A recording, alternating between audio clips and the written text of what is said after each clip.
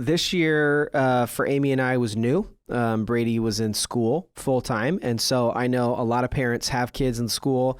And not everyone goes to Christian schools. Sometimes our kids are spending time with people who are not Christians or don't share the same values. With our kids going to school and having those relationships and that exposure to other values and other perspectives, can we actually protect them from the world's perspective when it comes to sexuality? I was thinking just the word protect, maybe a better words would be train and guide. You know, we're trying to protect, but what we really know is they are going to be exposed. Our world is all around us, and when we are, so to speak, protecting it. So how are we training and guiding them? And this is where values, which I really love that term, values is where we start teaching our kids. One of the values is we love people who have different values than us. People don't have to have our same value in order for us to show them love and respect. And I think that's really good when they come home and say, my friend Billy has two dads or two moms. So again, this is where we can embrace value, but one of our values is we treat people in a Christ honoring way. Everybody has dignity, worth, and value, even though their values may be different than ours in all kinds of subject matters. One of those could be sexuality or honesty or work ethic or what, fill in the blank, right? And respect is an important word, because that also respecting other people's values, respecting our own bodies, respecting other people's bodies and choices.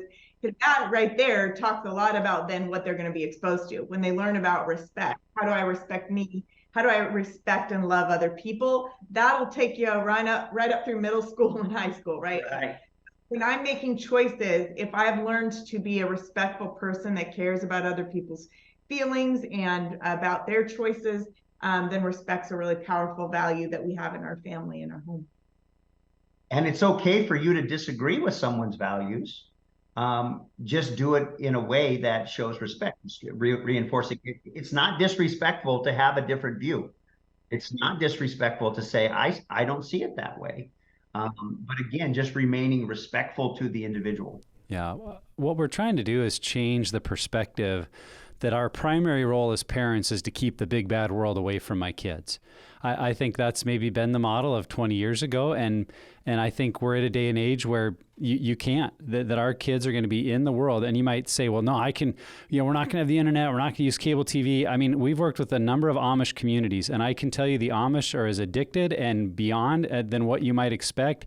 You could have your kids in Christian school, a homeschool co-op, like, with the way the internet and devices are so integrated into our world, and we're in such a sex-saturated culture, like we're going to face it. And so I think if as parents we change the mindset from my primary role is to keep the big bad world away to my primary role is, as Tracy said, is to train and guide them into navigating this world and being actively with them in that, we're going to be a lot more successful. And I would go back to what I said again about who's creating the framework for our kids.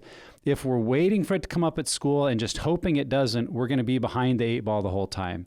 But if we assume like, man, my kids are going to hear about this somewhere, I'd rather they hear about it from me, let's just start talking, then you're equipping them that when that idea comes into their brain, it's not a new idea. They're like, I've got this framework. Mom and Dad talked about this. I kind of know where to put this. You've established the narrative, Nick. Yeah. That's exactly right. You as a parent have established the narrative. And I'm not saying we shouldn't try to make healthy choices. I'm not saying just willy-nilly put your kids into any environment and just, oh, they'll be fine. Like, yes, be discerning about where your kids go. But I just want to encourage a parent to consider, I don't think you can choose your environments for your kids so well that it's not going to come up. And if that's your goal, then you're probably going to be oblivious to what they are facing, and you're not going to be the person they come to. Yeah.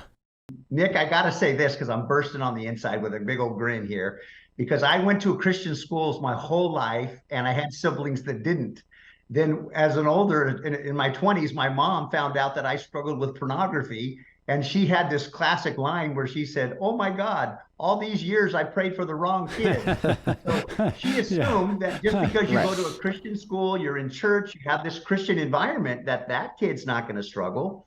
And I kind of go back to the story of the prodigal son. One was in the home, one was outside, but both kids struggled.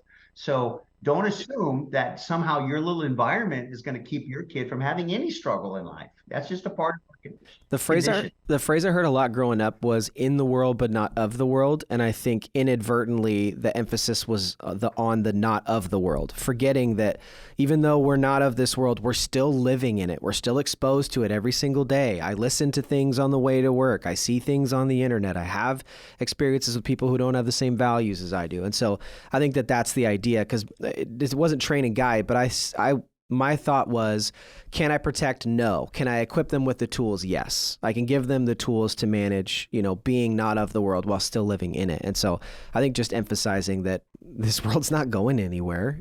We're always going to have to